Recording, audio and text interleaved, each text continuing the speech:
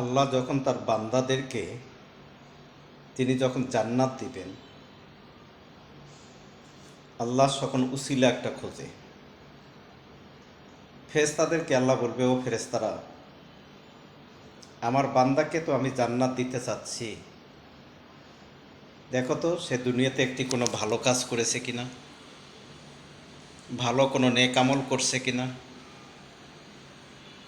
যে যে ওই নেক আমলের কারণে আমি আল্লাহ তাকে জান্নাত দেব।